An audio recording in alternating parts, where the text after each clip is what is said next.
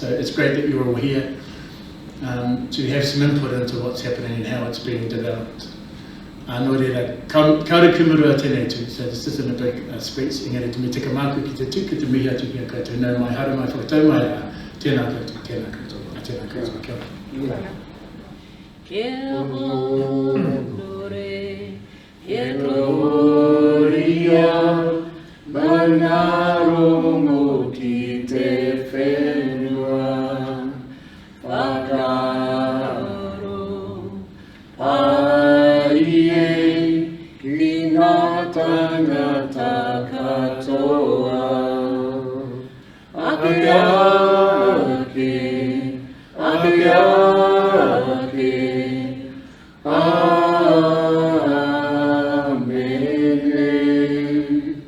Te atua, te whiringa, tōku oranga, tōku oranga.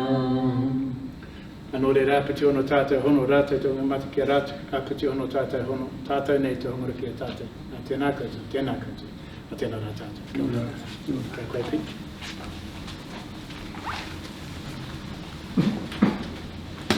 Good evening, everybody. My name's Pete Hodson, and this is your evening.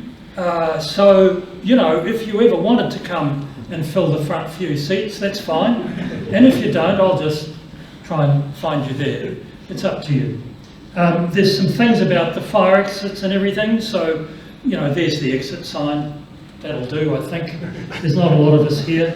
The DHB are organising this event, and they're kindly people, and they would like to apologise for the fact that there's no sign interpreter here. But guess what? There will be. It will be put up online, and it'll have subtitles on it afterwards. So that might be, I think, a little bit helpful.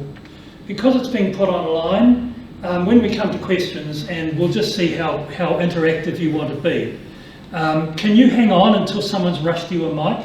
Otherwise, we won't. You know, your mighty fine question won't make it into onto the production. So that's pretty much all. We might get through this in an hour. We might not. We've got some time, and if you want to leave early, that's fine too. All is understood. There's some pictures there, and there's a guy coming in from the airport.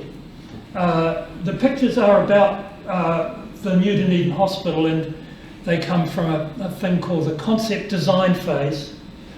Concept design is a design phase which is now finished, and we're on to the next stage of design. And Mike Barnes is the program director.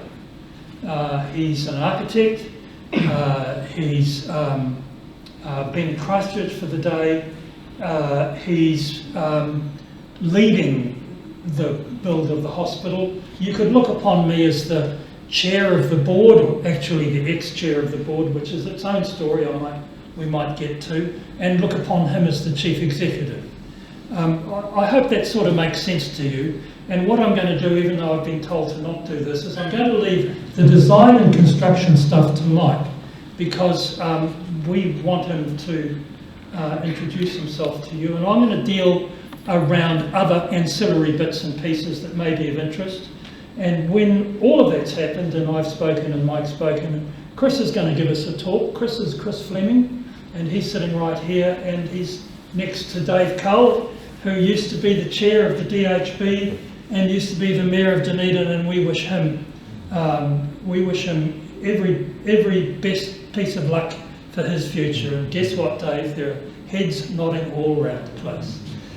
Anyway, Chris is going to have a say, and then we can get to some questions. Chris is going to cover the interface between the DHB and the new hospital, because the DHB has to make a bunch of changes so that it will be the right DHB for the new hospital. This is a pretty modern facility that we're building. So I'm going to start with boring stuff. I'm going to start with demolition, and just make a note that demolitions is as underway as you all know it to be. You can see it as well as I can. demolition of the main Cadbury's building consent has been given. It was an uncontested hearing, and I just want to acknowledge that a number of people who had concerns about that building coming down brought those concerns to us, talked them through with us, sometimes at length, and the end result of that is an uncontested hearing. So that's a tribute to the care that those people who might have objected have about our city, and it's a tribute to the power of talking and getting to understand where each is coming from. So we can be pretty pleased about that, because it means there's no delay, and delays are a very expensive thing in this hospital. It's expensive for patients or for the public, the people who are paying for it. It's expensive financially. The delay of, the cost of delaying a hospital for a month, say, is very high. So that's happened, and the new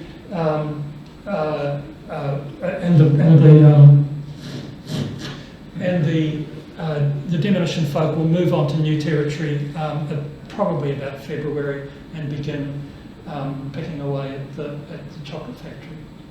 So that's where demolition sits. Then there's a bunch of other stuff that is really boring and really important. We've got to do a bunch of ground preparation. We've got to probably detoxify quite a lot of the ground because it's got 150 years of industrial activity on it, so it isn't going to be straightforward. And then we can do the groundworks, which is, where's the water coming in, where's the water going out, what about electricity and fibre and so on. So all of those things are what are in front of us, and only then do we get to see people putting piles in the ground. Mike's going to talk about construction, not me, but I want you to know that piling is going to be disruptive. Don't be at all surprised when there are complaints. Don't be at all surprised if you're close by that you're going, oh no, not again. Because these piles will be driven for months, and they have to go down deep, and so that's a reality. Everyone's aware there's going to be traffic disruption. I'm telling you, there's also going to be problems with piling as well. I want to talk a little bit about workforce, and I'm not talking about the health workforce, but about the construction workforce. So there's a little wee photo in the bottom of the front page on Saturday's ODT, which was us opening a thing called Workforce Central Dunedin. That's a skills hub. It's got 2.5 staff in it. It will top out at about 4 staff. It ain't big, but it's quite important and quite critical to us growing the workforce that we need. Workforce Central Dunedin is the name of the skills hub, will not itself do much training. It has done a little bit already, actually. It's been training people in asbestos removal, and there's a level 2 qualification just being started up for demolition, and I know that doesn't excite many of you, but if you're one of the 14 people receiving that course, for some of them it'll be the first time they have had any qualification in their lives ever. So that's not bad. And beyond that, we need to start thinking about how to build ourselves up to a total of about, we think, 950 people needed across the main years, which will be roughly 24, 5, 6, 7 and 8. 24, 5, 6 and 7 particularly. For those 4 or 4.5 years, there will be a real difficulty in us finding enough people to build a hospital, which of course is a big risk, and it's always been a major risk in building a big hospital in a rather small and distant city. But of course, every risk is an opportunity, and this too is an opportunity. So would you please remind yourselves and your families and your grandchildren and your your friends who live in Gisborne who are thinking of coming back, or in Brisbane who are thinking of coming back, that there will be work to be had.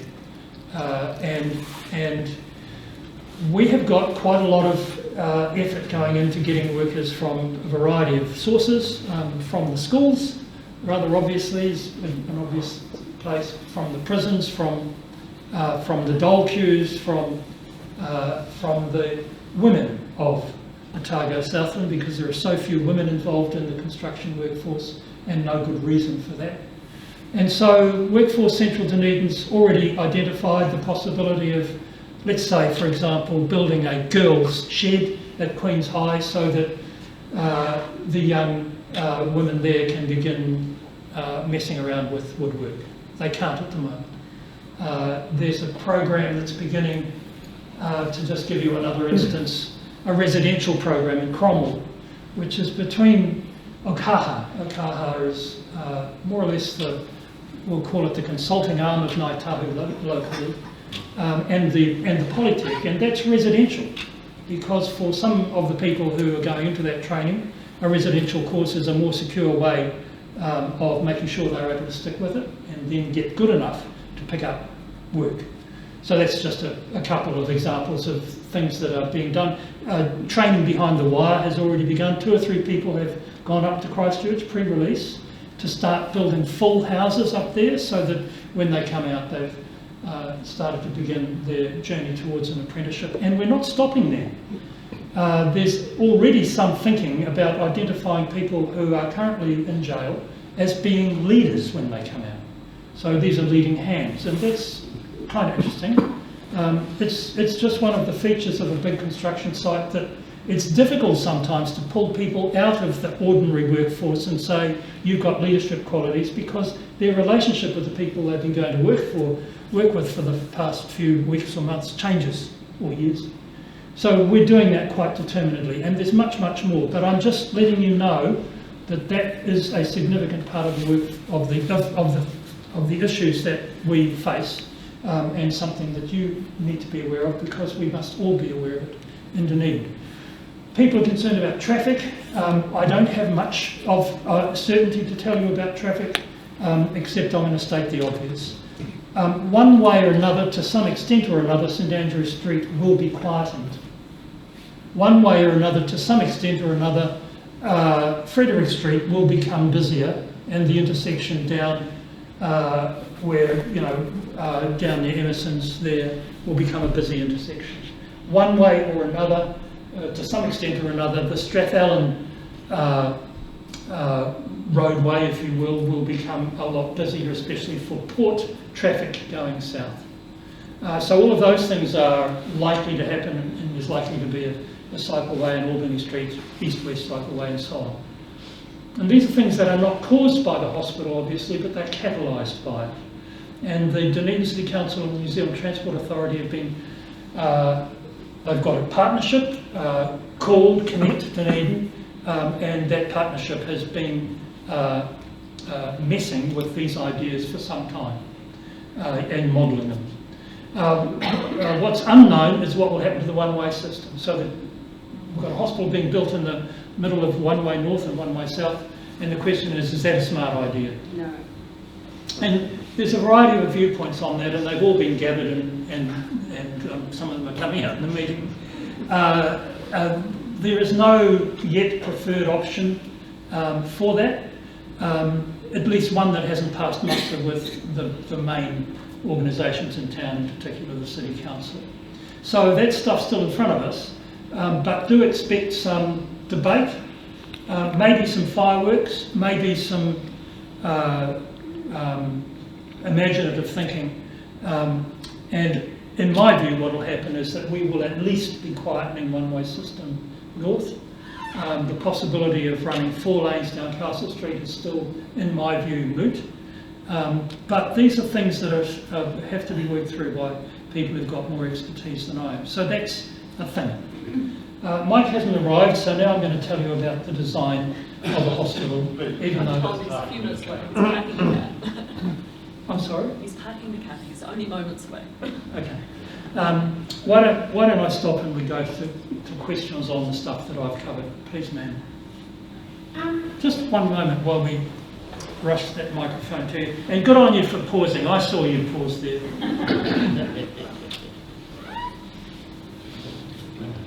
Hi.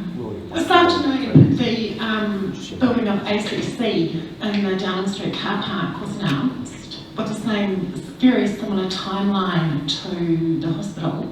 What kind of risk is that putting on the hospital as an increased risk?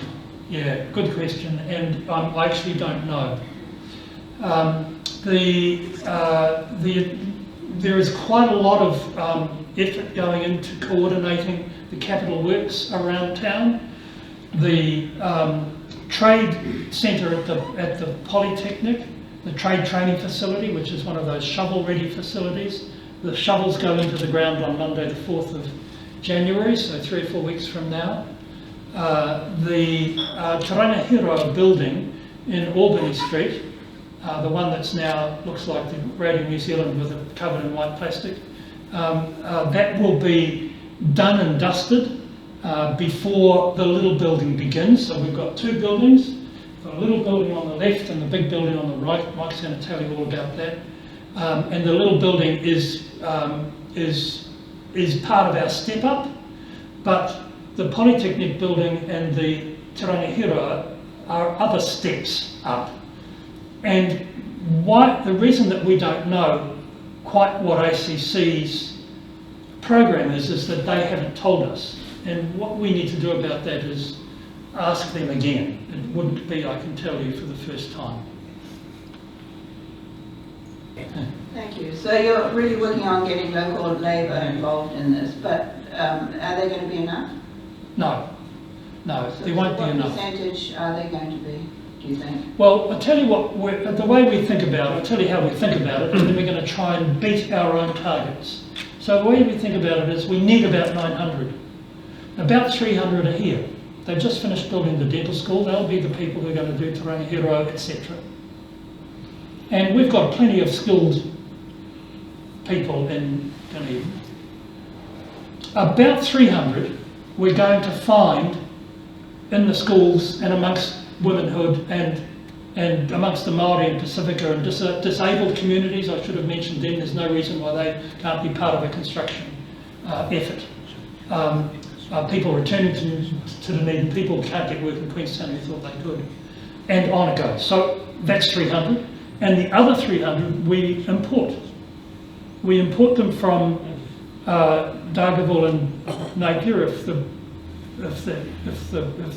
boundaries, if the borders are not open, and we get them out of Philippines and Ireland if they are, or a mixture of all of those things. There are, of course, plenty of imported labour hands in New Zealand already. They're busy in Auckland. They've just finished the Hagley building in Christchurch. A lot of Filipinos working there. And that's the last 300. But, of course, what we would like to do is have the middle 300 be 400 or 500. I don't think we're going to get to 6. Could be wrong. And one reason that I think we won't get to 6 is that we will need some experience which is explicit or exquisite. So how do you install, I don't really know what to say next, but let's say lifts.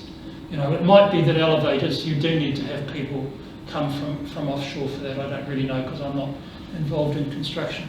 I want to assure you that we will try and get, G'day Mike, come on up, that we will try and get everyone that we can from the Otago Southland region on this case as possible. Just because it's such a wonderful opportunity. So, go mate. How do you anticipate managing housing with folks that come in? Question is, how do you anticipate managing housing so we don't need to rush towards them? I'll repeat the question. There's 2 ways of thinking about housing, and we're doing both of them. One is the single person's housing, so that might be the Filipino 26-year-old. And there, a possible answer is the existing Tarangahiro. So the university needs Tarangahiro for its students. It will need the new Tarangahiro, which is why they're building the damn thing. But they were thinking that they were going to have to forego the existing Tarangahiro, and indeed they will. They want to hang on to it for a bit so that they can do a bit of decanting of students and fix up some other halls of residence. And then after that, it might become available for us for some housing. But that doesn't quite answer the question about the growth of Dunedin's population. This has been a no-growth city that is now a sort of a low, medium growth city where population increases of something or other. David Benson Pope will know, we'll call it 1% per annum or something like that. And so there is a bit of an interest. You know that the rentals are going up in town. You know that the housing shortage, which was not a thing, is now a bit of a thing. We've got Housing New Zealand being part of the solution to that, and we've got the private sector being part of the solution to it, and we've got the city being part of the solution to it because they do facilitation stuff, saying, guess what, did you know that there's bits of land here? Guess what, we can talk about your development levy if you want to, and so on. So those are the rough approaches. They're not any more explicit than that. What we've done is we've explicitly said we don't think we need a work camp out at Mosgiel or out at Waitati. We don't think we need to buy up all of the single men's huts or single women's huts or whatever you want to call them from the Kaikoura earthquake and ship them down to Dunedin. We don't think we need a ship offshore to house them. We don't think we need a container city down across the railway line. And all of these ideas have come towards us from many folk. COVID changes everything, but COVID may change everything back soon once the vaccine kicks in. Let me stop there. And are you wired up, Mike? I think so. So very exciting for us on the project, and I think we're going to bring a nice project to Dunedin. We're trying to do as much as we can to populate that part of the city between spreading out from the Octagon and trying to put some life, if you like, into the downtown area, because we know as time goes by the area from Castle all the way down to the wharf will eventually get developed, I guess, over time, over the next 40 or 50 years. And we know that hospitals are required to last for 40 or 50 years, so it's kind of like a benchmark, if you like, for the downtown, the inner city area away from the Octagon. What we have at the moment is 3 buildings. It's quite a large building for any place. It's just under 90,000 square metres. Hospitals are quite complicated buildings to run. Dave and Nigel and the other folks here from the DHB will know that from running the existing hospitals in the region. This one we're hoping will be a bit of a benchmark. We're really keen to have it be an international benchmarked hospital, so we want it to meet all the world-class statistics in terms of design, in terms of standards. So we're quite keen that it really is a noteworthy place for Dunedin. We've spent a lot of time with the designers asking them to make sure it's Dunedin appropriate, that we're in the middle of a historic area, downtown area, notwithstanding that we're requiring to clear the site to put the hospital in place. We really want to reflect back on what the city has been about. So you can see the railway station on the back there. One of the requirements we had was to cast no or minimal shadow on the railway station, and we've achieved that by moving the building as much north as we could. Try again, north. The 3 parts of the building are the outpatients building, which will open in 2025. The administrative wing, if you like, a pavilion building, which will hold a lot of staffing facilities, and the main inpatient building. This is the main, if you like, hospitals as we understand them, either the kind of surgical theatres and ICUs and all that kind of quite intensive medical intervention stuff.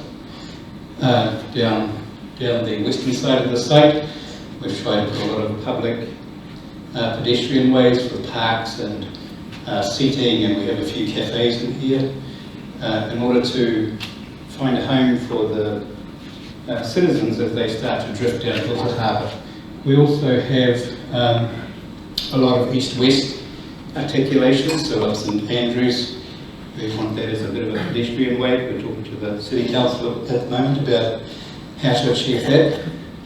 At first floor level, we also have opportunities to travel through the hospital to get from one side of the town back down towards the wharf. We're anticipating that at some point in the future there will be a requirement for public to be able to do that. So we've got pathways inside the hospital, which are public pathways, which will allow people in bad weather, in rainy days, at first floor level, come from some future development on the side, through the hospital, to whatever gets developed on the other side. So we're trying as much as possible to future-proof it. We've got provision for a heliport And we're doing statistic measurements at the moment to see how many heliports and how big the heliports should be. We've got a provision for, technically it's for 1.5 heliports, which means a helicopter can land, move over to the side and allow another helicopter to land. We're trying, when you do hospital design, we try to get as much natural lighting to the patient as possible. So we've got a huge light well, if you like, in the middle of the inpatient's building, which allows natural light to come down to the wards. What else can we talk about? You see the next slide, maybe? Oh, I've got it. Gosh, I have to do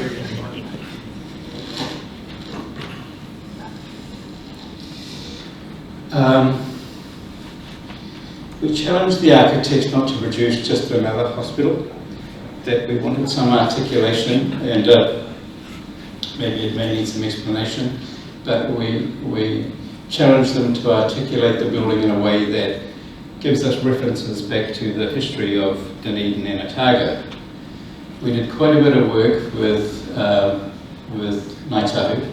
We had them on our design team to advise us what their view of the history was of the region, and with them and through them we were able to capture a lot of the history of the building, of the region into the building. So you can't see it so much. I think we've got another image which will show. So this pavilion building is a metaphor for the cloak of the Ngāi Tahu, one of the dominant ancestors from the area.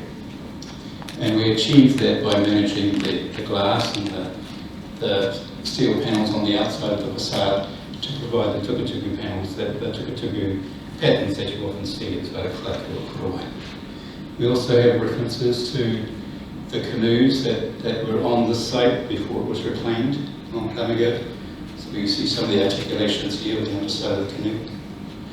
And many, many more references that the people better to talk about it than I, even in the audience.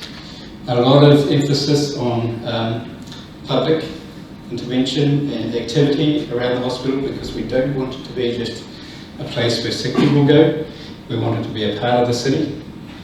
We want it to be a place where the public can gather.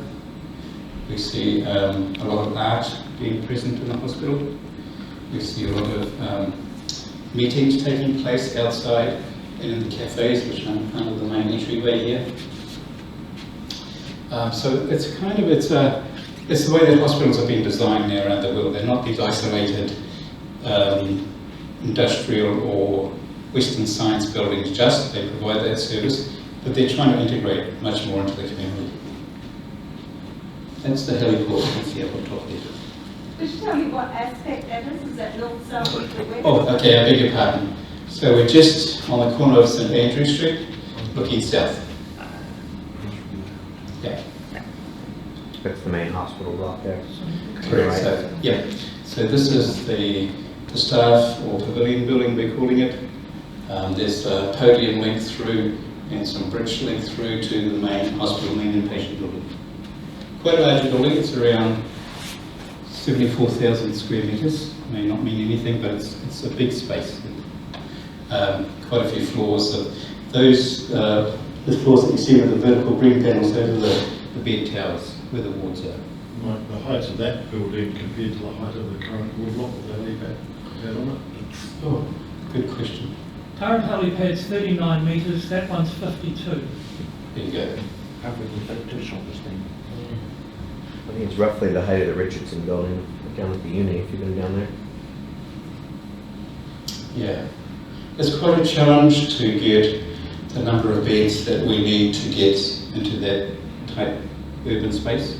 It's quite a challenge. So we've resisted just going up, going high. So hospital designers have two schematics that they follow. There's an American model in broad terms, which generally go up. There's a European way of designing hospitals, and they go along. And the UK kind of follows the European model. So we've tried to get a bit of both, the best of both. We've tried to minimise the height, but we recognise because the condensed site, we're required to go high. But the benefit of having a long, drawn-out hospital, which I think we've got some plans coming up, is that you can keep the top of the building low, so you're minimising shadows cast on the adjoining buildings, and they're much more engageable by the public visually and physically. So we try to capture both the best of the American way of designing hospitals and the European way. More questions? Yeah, how many stories is that? Is that about 8? Yes. So it's 8 currently. We've got 8 in the current. Right. Right, so it's the same height. We've got 9. We've got 9. Because of ground. Oh, okay, the ground. 10 we got Yeah. plant floor on the current building. So I'm just concerned where the helicopter lands. Yep. Where do they go out? Where do they go into? It's just a big square. Oh, We haven't okay. thought of that yet, obviously. Yep. We're just going to throw the patients over. So, The next door. The next door. right. We'll have one of those doors that opens up at the top. No, it's a good point. So you have to design the patient pathways. So when the helicopter lands, we have to have clear pathways to, it's presumably an emergency situation, hence the helicopter. So we have to have clear pathways with timelines, minimal timelines to get We've the got a very patient. effective one now. I don't think we need to change. Right. Or we could unbolt the existing one and bring it over here, maybe. But the lifts go up to the helipad. Yes. The lifts go all the way up, and we've got There was no way to look like a lift coming out. we've got lifts. You can't see from this view, but the lifts are required to go up so that when the helicopter lands, and there's international metrics that say you've got so many minutes from the landing point Yeah. to the. Just the other view from the top didn't have any all the Okay. drawings on the outside. Right. Concept designs only though, so. Yeah, probably ran out of pencil. What the population get bigger? You got capacity to. What the population get bigger? You've got capacity to make this. As the larger? population, Yeah. Right. Yes, no, you're right. So they have to service the community and the region for 40 to 50 years. I mean, they're quite expensive buildings to build, so you don't want to build them every few years. So we have to plan in future proofing and expandability for that. We have, the DHB has requested a significant number of theatres. We're providing what we can at the moment for the initial demand and some growth in demand, but we also have a lot of what we call shell space, empty space within the buildings. As the demand comes for DHB, we can populate those empty spaces with theatres and more ICU units. The other part is the rest of the Wilson block, which is the expansion. Right, and we've also, go back to the other image. Are we going to have any solar panels?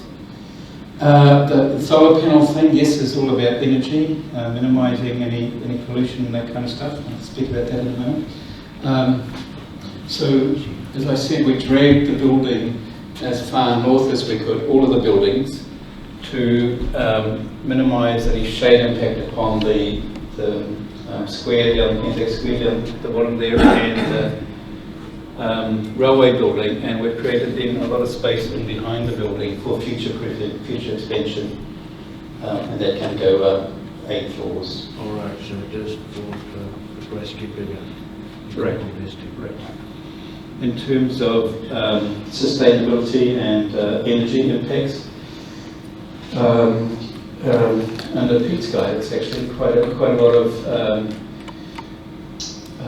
desire to have a managed energy system for the city, downtown city, and conversations with the main energy supplier as to how that might be. So a number of options for that. Often you'll have 1 or 2 main stations, or you'll have distributed energy systems. I think the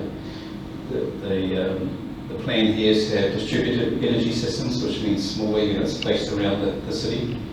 There is one at the moment, just down from the site. Because at the moment there's not enough certainty around it, we have to build the hospital within a time frame to deliver it to the DHB. You know, they've got demand for patients. So we've got an understanding that it will be open on a certain date. Yeah. At the moment there is a plan to run energy pipes under the ground, hot water pipes, which hospitals need a lot of, because obviously they need to sterilise all the instruments that get used in other parts of the hospital. So we would like that. We would like to look into that.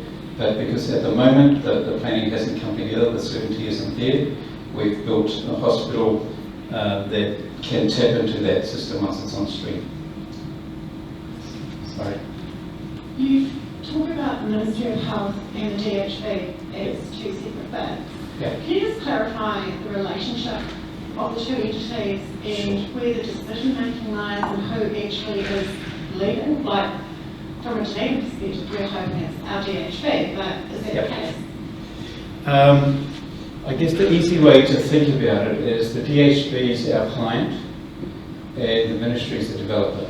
So we're developing the site with the hospital for the DHB.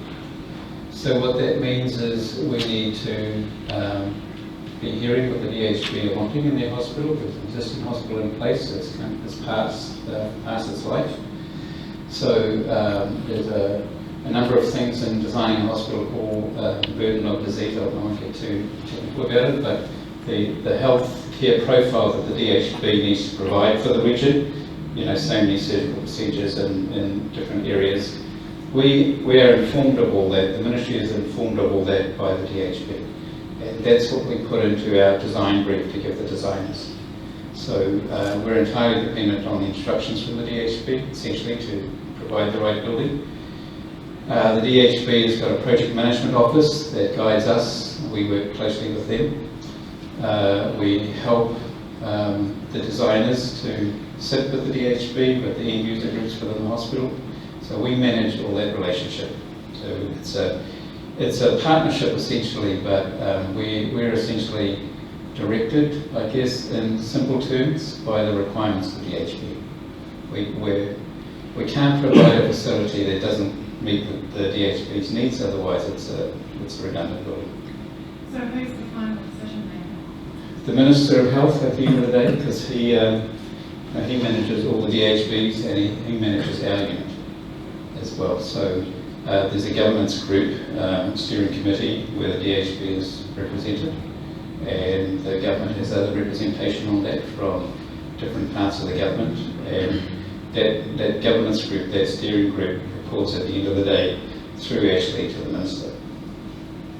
So who's the main contractor, as in who's going to employ all these people that are going to have come in? Yeah.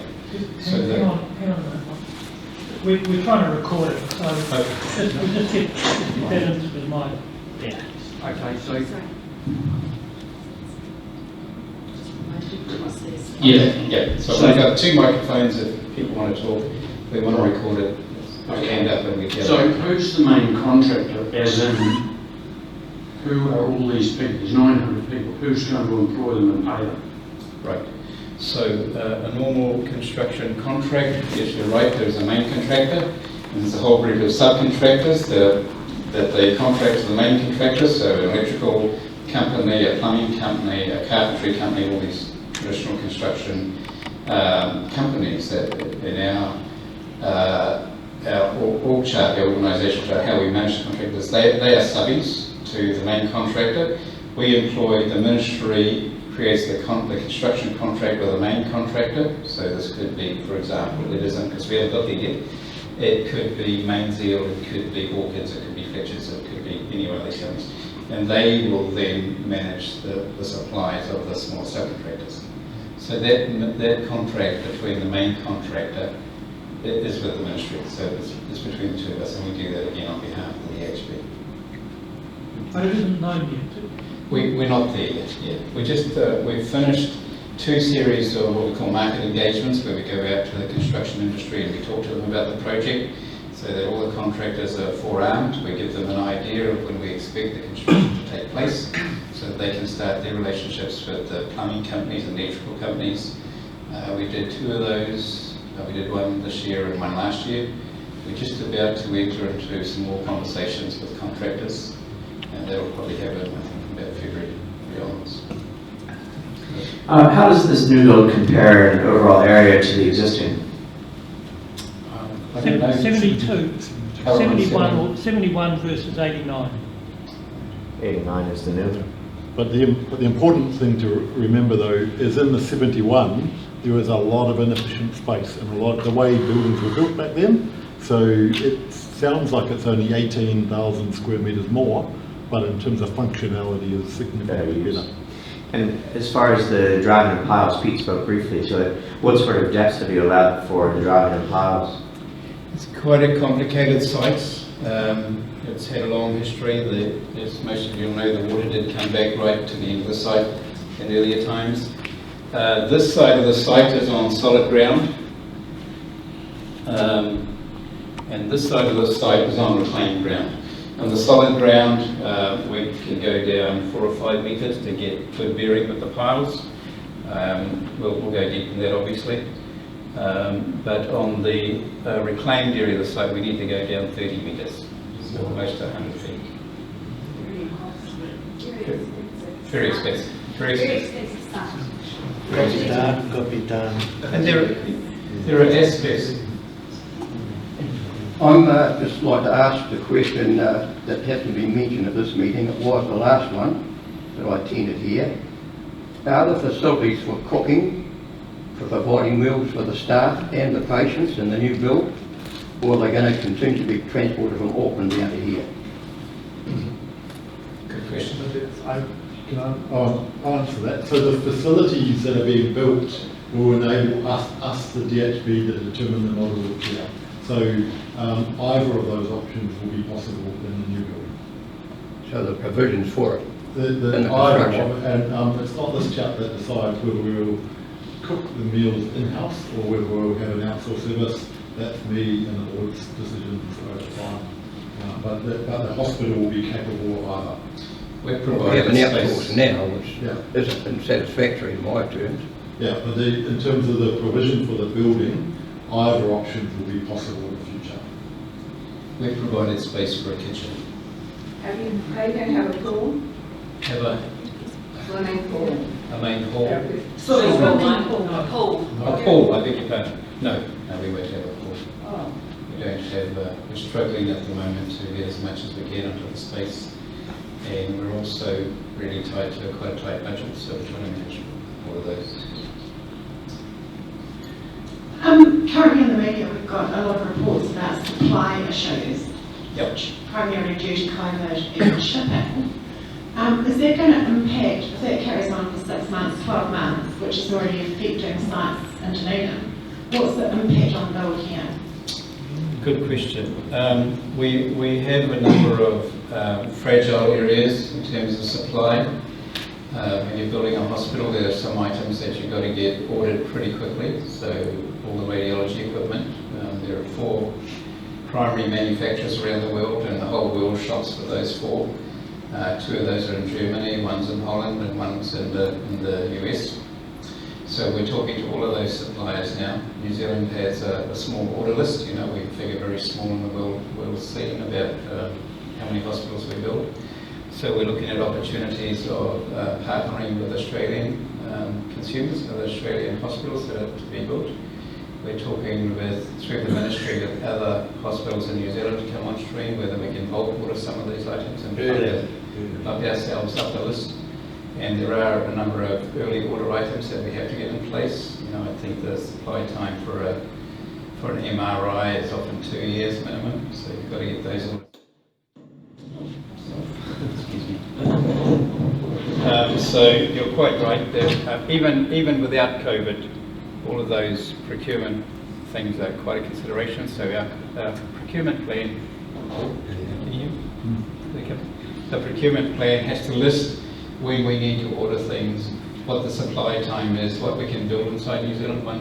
One of the exciting things we're looking at is whether we can create modular ward rooms, for example, that we can design and build in New Zealand and install into the building as a unit.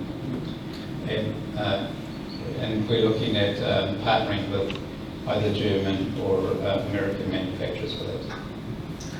Is there any scope or that kind of thing for any delays that might result? Because we've already lost a wee bit of time with COVID and we're now going to have to pick that up. I note that the time frame is the 2024 for our patients. 2025. And 25, sorry, and 28 for the main building. So things are going along as planned at the moment. You're right, it's an 8-year program for the main build. I think we're 2 weeks behind the program, which is not bad at this stage. There are phases to delivering the hospital, and if you join all the main items through those phases to the opening day, it's a pathway called a critical path. So you can be delayed on a lot of items as long as you're not delayed on those items on the critical path. So we're safe for that critical path at the moment. We're on track essentially with the design, and we're 2 weeks out, but that's fine. We have emergency time in our program for that. In the paper, they're talking about putting extra building on the old Canberra site, so the newspaper. Now, this confused me. In the paper saying they're going to build something on the old Canberra car park, or don't know yet. Mike can talk about that. Cadbury car park building. Oh, right. Yes, that's, if I locate that on the site, is that where the warehouse is? Yes, across from the main hospital. Bowlane, right.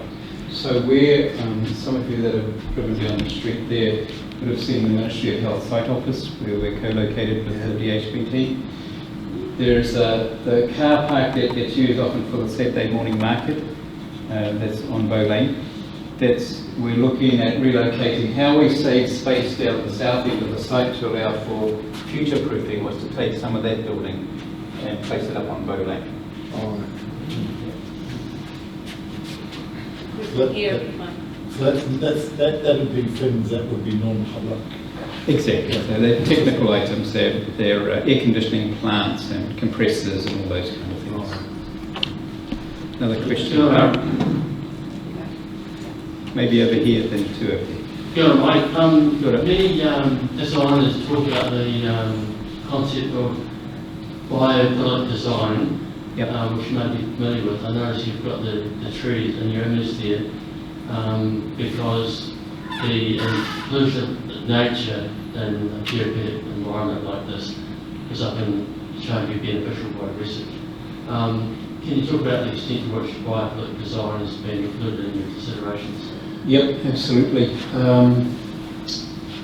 There's a number of considerations in the design of hospitals now. Biophilic design has been popular for, I guess, 10, 12 years. It's become quite a thing, and that format in designing hospitals is a confirmation that if you're in nature, you're more relaxed, and if you're more relaxed, you have a different sense of wellness, and if you have a different sense of wellness, then you can recuperate faster, and you're in a better space.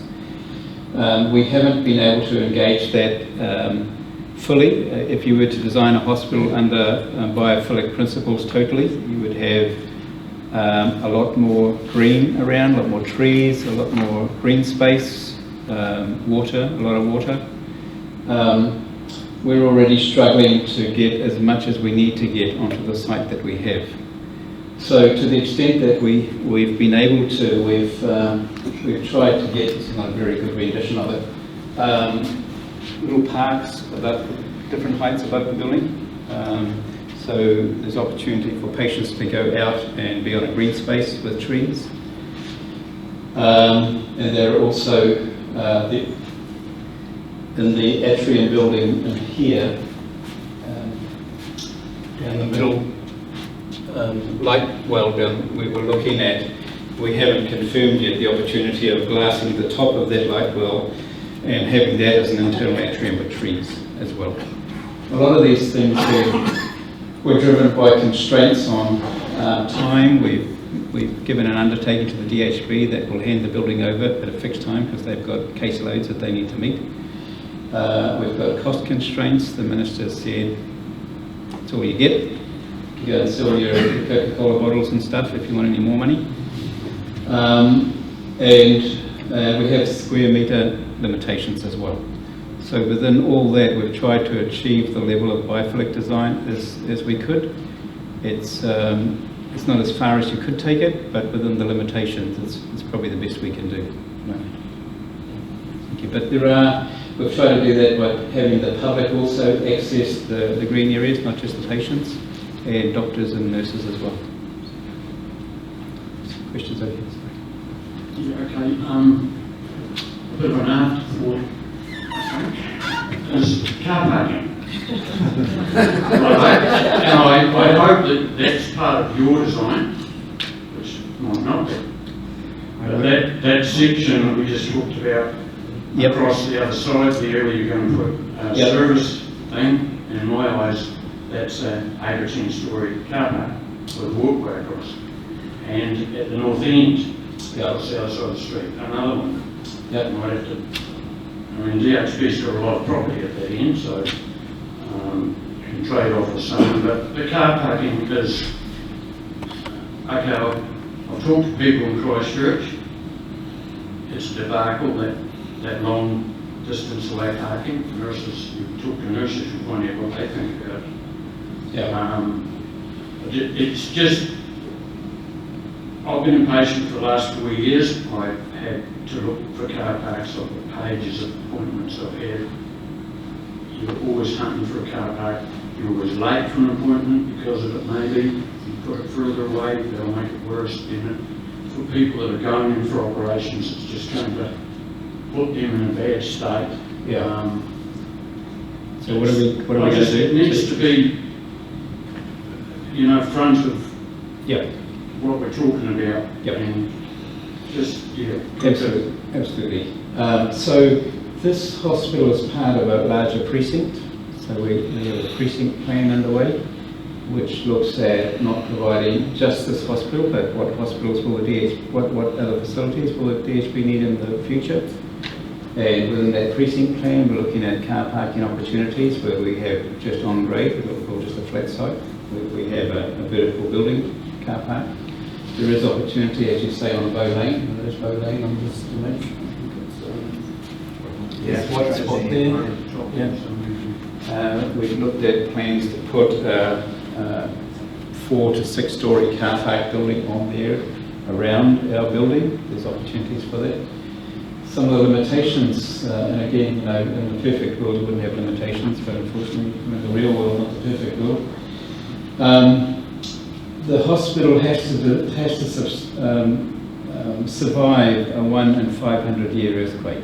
So we have structural requirements. So the one for hospitals throughout New Zealand is a rating called IL4. So it's the maximum rating of structural design that any building in the country has to be able to stand up to, a 1 in 500 year earthquake.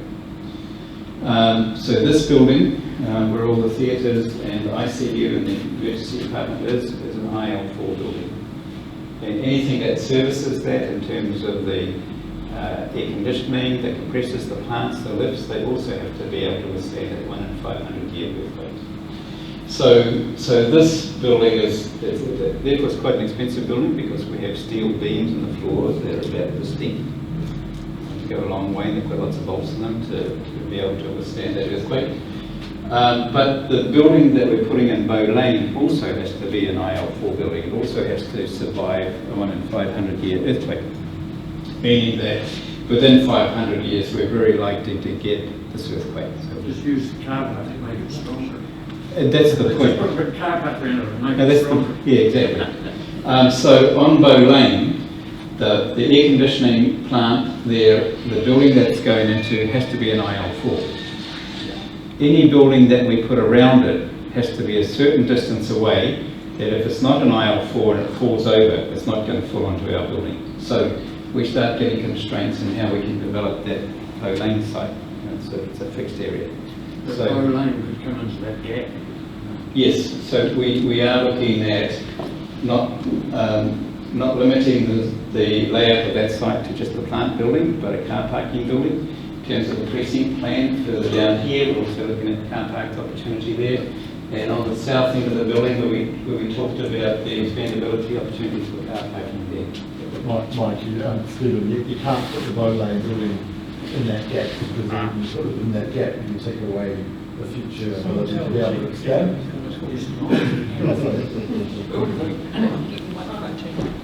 In that gap, because if you put the building in the gap, then you take away the future ability for us to grow the hospital as the population changes.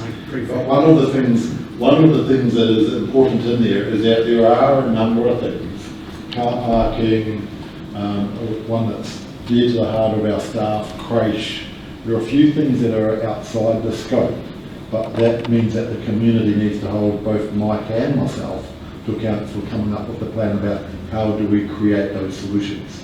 So first off, we're trying to get Mike to optimise what he can deliver within the scope of the rebuild. And then once that's very clear, then we have to have those tough conversations about do we reutilise other parts of our land, the linkages with the university, the polytech and car parking, etc. So we will go with each one of those out of scope services, and we have to have a plan in place before we open. For us, that all falls under accessible. How accessible is the hospital for patients? So a lot of patients will come from outside, the city.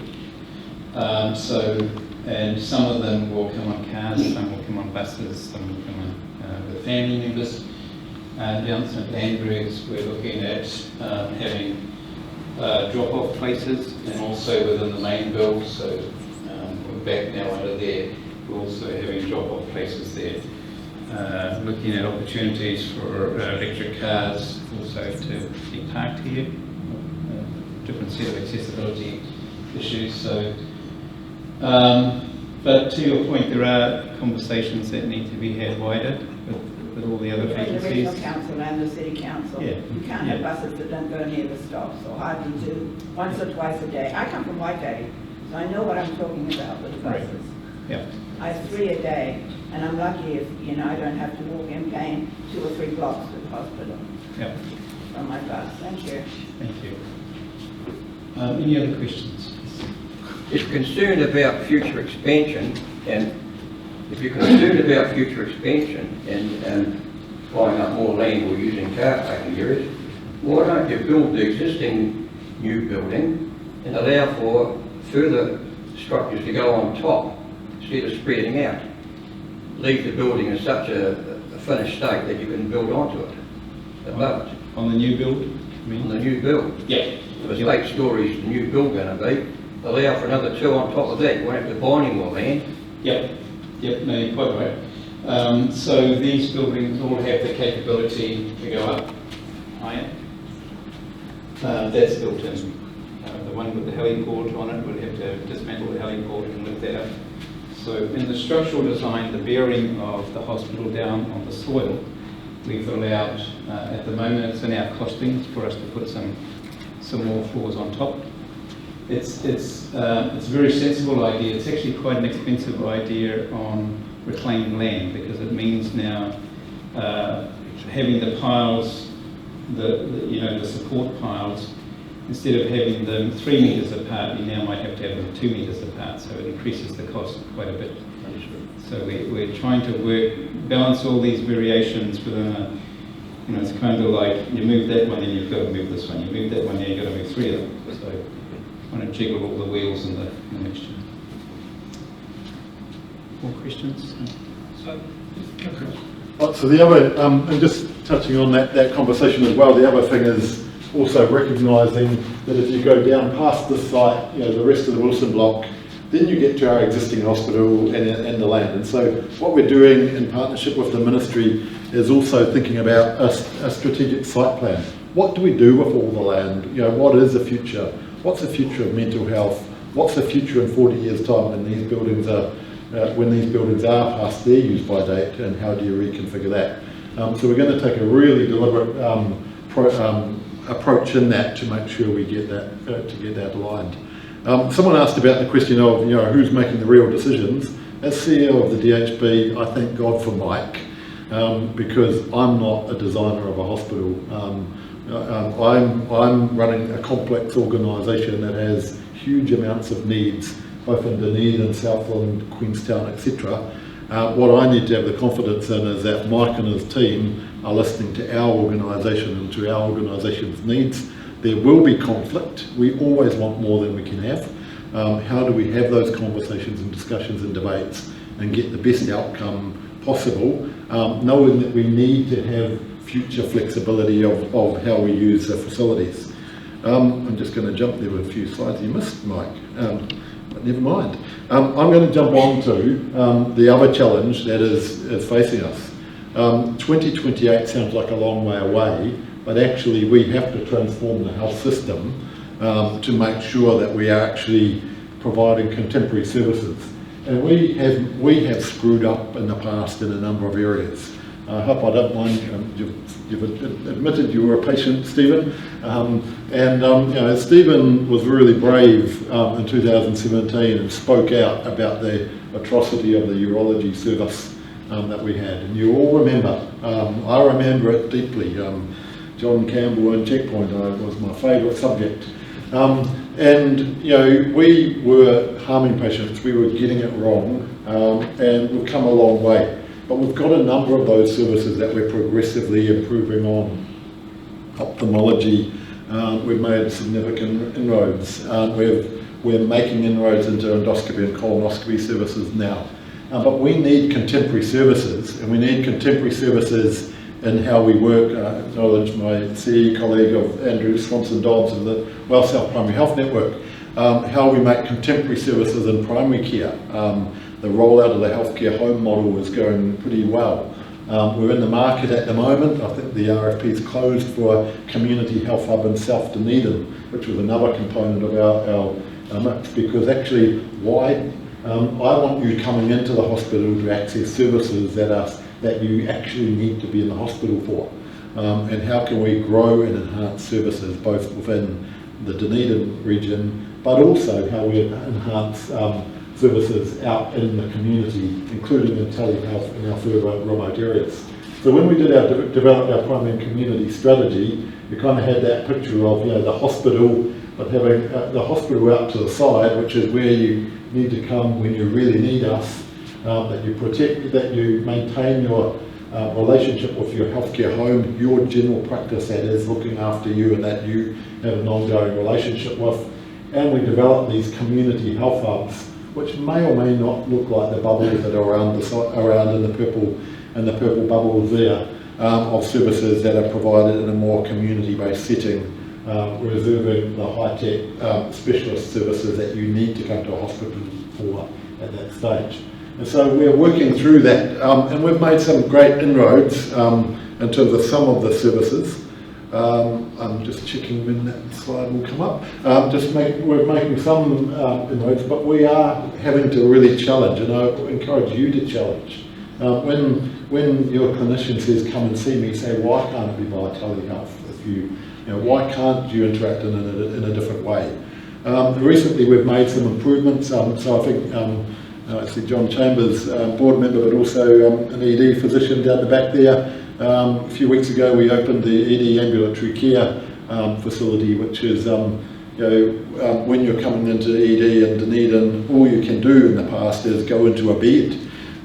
Well, actually we now have an ambulatory care facility where you don't go into bed if actually you need minor treatment and are going home. So you go into, I think the Lazy Boys in the ambulatory care centre. 2 days ago the board approved the move to generalism. In Dunedin Hospital, about 55% of people that get admitted in medicine get cared for by a general physician. In virtually every other hospital in New Zealand, 90% of people that come in for medicine get cared for and treated by a general physician, and the subspecialists, neurology, cardiology, they consult into the patients, to the majority of patients, and take direct care responsibility for a smaller number, which means that your care is provided in a much more timely way, because there's not a sort of, at the moment, there's a sort of, that runs the risk of patient bingo in terms of the patient is in ED, who's going to care for them? Is it going to be cardiology? Is it going to be endocrinology? Is it going to be general medicine? Is it going to be, and people get stranded and the systems block up. The other thing that the board approved a couple of days ago was the development of a medical assessment unit. We've got facilities that are well beyond their use by date, but what we have to do is change the services over the next 6 years 6 to 8 years while we build the new hospital to make it contemporary. So the medical assessment unit, which will be going in behind the current ED, will be where the general physicians, the generalists assess and make decisions about your care, and for many will go home from there rather than being lost into the general wards where you might languish for some periods of time. So we need to keep pushing and challenging how do we care for patients in a different way? How do we better treat patients with multiple conditions? At the moment, in outpatients, if you've got multiple conditions, you'll probably get random appointments from different specialties at different times, and particularly if either if you're elderly, if you're disabled and access to the hospital is a challenge, if you're from a long way away, coordinating the care just doesn't necessarily happen in a way that actually fits your needs. And I had the beauty of a presentation on neurology a week or so ago, and an example that was brought up was something that in the past might have taken 6 months to go through is now being treated in the first appointment. And you go, how much more of that can we do? Because one, that helps you, but it also reduces the demand on the infrastructure that we will need. And can we avoid the frail elderly staying in the hospital by providing services in a different way? And how can all health professionals work at the top of their scope of practice? So how can we grow the role of general practice? How can we grow the role of clinical nurse specialists in primary care and more allied health resources in primary care? How can we grow the role of nurse practitioners in primary care and in secondary tertiary care moving forward? Because when you look at the plans, not only the facilities need to change, but the workforce and the shape of our workforce needs to change significantly over that time. So what we're trying to work quite widely. I see Karen Brown and a couple of the Community Health Council members are here. Community Health Council is a godsend. Though the last couple of days, Karen, you've given me, actually, Karen's challenged me in the last couple of days as the chair of the Community Health Council. She's challenged me because she said we're not getting a few things right. And I go, that's the role of the Community Health Council, actually listening to what's going on and actually not being afraid to say, actually guys, you need to listen to us. We need to make some changes. Similarly with the disability plan, how do we make sure that we're designing services that will meet the needs of all the people in Southern moving forward? And then we've also got a significant amount of staff. There's 30 FIT groups. FIT group stands for Facilities and Transformation. So Mike is not busy squirreling away in an office building us a hospital. His team, Hamish's team, are engaging with 30 groups of staff that are focused on particular areas of the hospital to make sure that we actually get something that is flexible and fit for the purpose. The second thing is transforming our digital systems, and one of the things that early on, the digital component of the rebuild was excluded from the scope, and I think it was once again, Pete's driven a pretty strong line on. When there were questions about the energy efficiency of our buildings, he's driven a strong line on that. The other thing that he's driven a strong line on is that we need to create a digital environment for the future. And the digital transformation was excluded from the original scope of the program. But we've developed and we've got the momentum for the development of a digital transformation business case, which is in the circle of $200 million as well, on top of that capital redevelopment, to make sure that we're best utilising technology to drive the systems both within the hospital but also across the Southern Health System. And whether that's through patient portals, whether it's through capturing information at source off digital devices, the integration of the that time to go, is it? Integration across the various clinical systems. This week's been a celebratory week for me because Southern DHB has been a DHB for 10 years, and this week we finally got approval to replace our patient management system to be able to implement a single patient management system right across the Southern health system. And it will be the same system that is in use in Canterbury and in Nelson, not the same type of system, the same physical system. So once we've done that, you will have the confidence that if you interact with us in Dunedin, your information will also be there when you go to Invercargill, and it will be there when you go to Christchurch. At the moment, unless our staff remember to tell each other between Dunedin and Invercargill, things can be happening to you in Dunedin and we won't know about it in Invercargill. And that's both inefficient and it also has created harm. And so it's a great week that we can now move forward on that. And how do we create an environment which is more paper light, which is both good for the environment, but also the way every other industry is going.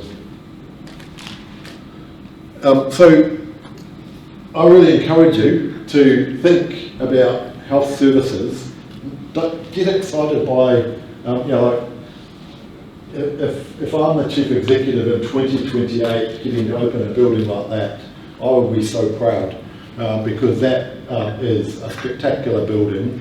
It will be contemporary, it will fit the needs of the future, and if it's truly digitally enabled, then that will be cool.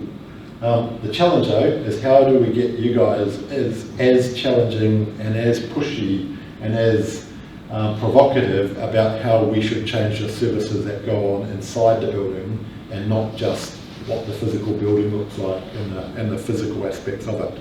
And some of you will have the great ideas for that because they don't all come from the health professionals or health leaders within the organisation. So thanks. And I'll hand back to Pete to coordinate questions. But Stephen. Just to acknowledge what you brought up before, to Chris's credit, he changed, so did the whole urology team, and they've taken that team from being the worst in New Zealand 3 years ago to the best now, which is quite cool. And I'll also say, Chris, get a hold of that Wilson spot, will you? That's my second car park. I'll just do a car park. Yep. Yeah. And look, the challenge, I really appreciate you acknowledging the work that my team has done on urology. But actually, if you hadn't have come forward, you and the others that we harmed hadn't come forward and spoken out and said that was unacceptable.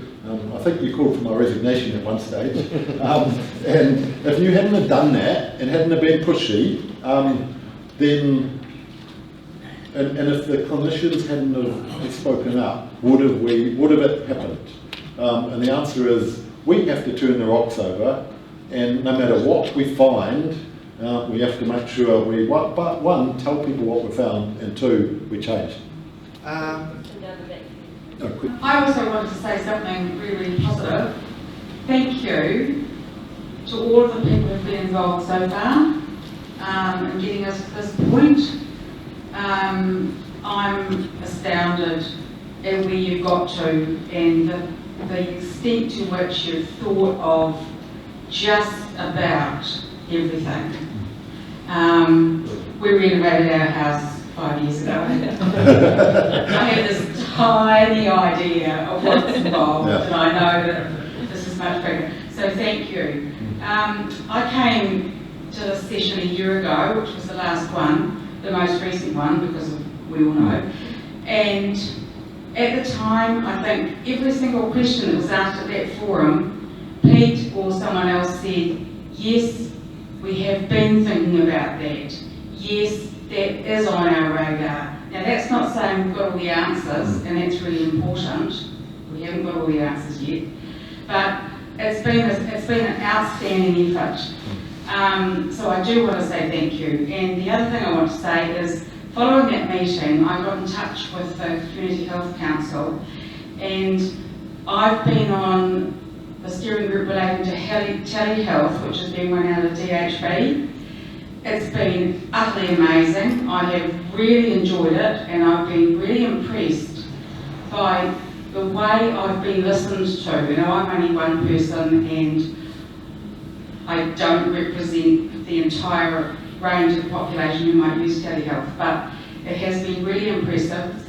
My husband has been on a working group running out of Wells South to do with long-term conditions.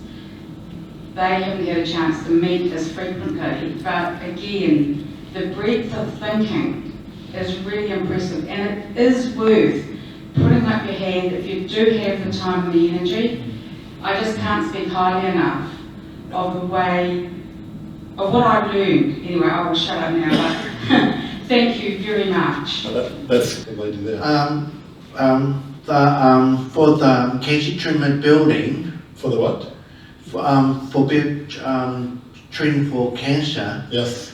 When the buildings had a stay, does going across where the Wilson car park is, next door to the day surgery, and you feel what to build a pilot unit first? We're having, in fact, I think Lyndall's here, is she? She's gone. We have one of our radiation oncologists is on our board, and radiation oncology has been a bit of a sensitive issue in terms of it was excluded from the scope of the rebuild. Was excluded from the scope of the rebuild because of the state of the building, i.e. it was in, if Linda was here, she would say it still needs work. So it's in good nick compared to the other buildings. What we're needing to do, and what we've got as a part of the strategic site plan, is saying to Mike, progressively, radiation oncology will need to move. Where shall we put it? And then when we figure that one out, do we move it all at once? Do we go, actually there are inpatients who receive radiation oncology, maybe we should put one of our linear accelerators in the new hospital as we replace it in 2028, and then progressively grow the building. What shall we do? But we need to have a firm option saying, this is how it will be, this is where it will be. Will it be on the Wilson block? Will it be in that gap? Where will it be, and how will we interface it with the building? Because progressively it will move over. Once the new hospital is up and running, what will happen to the existing hospital? Well, that's what we talked about, the strategic site plan. And if we were not in the centre of the city, if we were out in, I don't know, out in Mosgiel where we could buy a farm, if we were out in Mosgiel, or if we were somewhere else, then you would have a large site and you would go, this is how we'll move buildings around over 100 years. You should be thinking about that. We are in the centre of the city. We've got a close relationship with the university. Between the university and the health, we need to go, what should we best use that space for? Should we use it for stuff that will have a 30, 40-year life, so we can then build a new hospital when this one is at the end of its life? Should we bring acute mental health services into the site? What should we do with that site? So we haven't made a decision yet, but we're doing a master site plan to get the best out of what we can, given that at the end of the cost of the land sounds relatively expensive when you're just looking at that piece of land, but when you put it into the spectrum of a $1.4 billion project, the land is actually a relatively small part of it. And I think this lady... Yeah, I just had a couple of questions actually. Yep. You talked about these hubs. That's basically a glorified GP's clinic, is that right? No, it wouldn't be a glorified GP's... So only like a medical centre? Which currently run at the moment, GPs run at the moment. Explaining what and Andrew, my colleague Andrew might chip in as well. Community health hubs is where we want to provide services in an integrated way, and that's where people from the hospital, people from primary care, maybe people from other social agencies might be co-located to provide services and work with each other. So it's not a general practice, it's the provision of a wider range of primary and community services to be based out of that location. What location? Where? Well, that's what we're going through an So RFP at the moment. As a DHB and a PHO, we've agreed that we want to have in the primary community strategy, it said that the hubs will, in the rural settings, the rural hospitals will most likely be the hubs. In Dunedin, we talked about that there will be a small number of hubs. We've decided to start with developing a hub in South Dunedin, where there's high needs population, and grow that and develop the models in partnership with the people who want to be a part of it. So we're not sitting down designing, saying, this is what it will do and this is what it will be. We're saying, we've gone out to the market and said, who wants to be involved? The actual capital side of building a health hub will be, I think, will be the easiest part in terms of opportunities for... and manning it? Who will be manning it? Pardon? Who's going to manage? Well, that's what we've gone out with the RFP. Okay. That's what we've gone out with the RFP, saying who wants to be a part of it. Some of our staff will be in it, some of the primary care staff, PHO staff may be in it. There might be Māori providers, there might be district nursing, there might, we're growing that model as we speak. And I actually, last time I said, how many extra beds is this hospital going to have over and above what we've got? Yep. Can you remind me of the numbers, Mike? Just under 380 becomes about 412 or something. So I heard that there's 40 more beds. And that's one ward in the hospital at the moment, 40 beds. So we're building this 1 billion plus hospital for 40 more beds. Let me give you some more information. Oh, okay.